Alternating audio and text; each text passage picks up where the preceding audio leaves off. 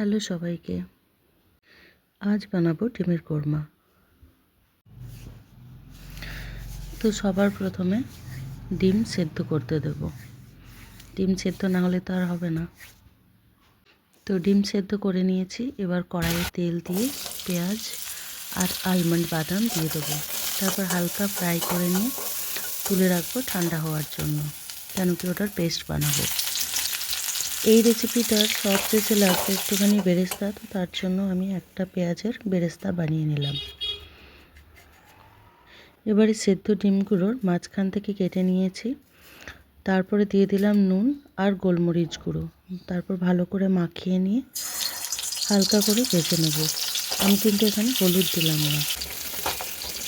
ডিমগুলো ভাজা হয়ে গেছে। এবার ওই তেলের মধ্যে একটা তেজপাতা, দারচিনি, দুটো এলাইচি, শুকনো লঙ্কা আর গোলমরিচ, গোটা গোলমরিচ দিয়ে তারপর আদা, রসুন আর কাঁচা লঙ্কার পেস্ট দিয়ে দেবো।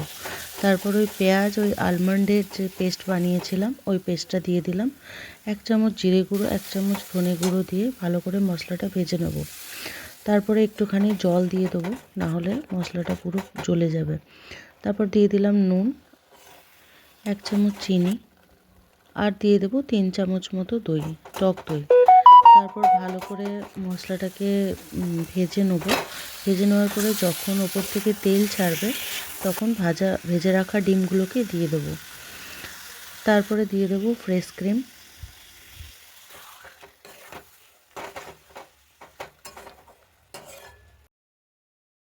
সমস্ত মশলাটা ভালো করে ভেজে নিয়ে যখন কালারটা একটু চেঞ্জ হয়ে যাবে তখন আমি দিয়ে দেবো 1 বাটি মতো দুধ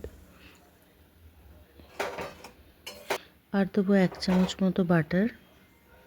গ্যাসের ফ্লেমটা কিন্তু এখানে একদম লো থাকবে।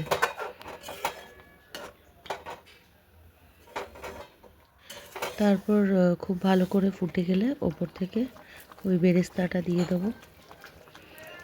বেরেস্তা দেওয়ার পরে কিছুক্ষণ ঢাকা দিয়ে দেবো, গ্যাসের ফ্লেমটা অফ করে। রেডি হয়ে গেছে ডিমের কোরমা। Tata, good night.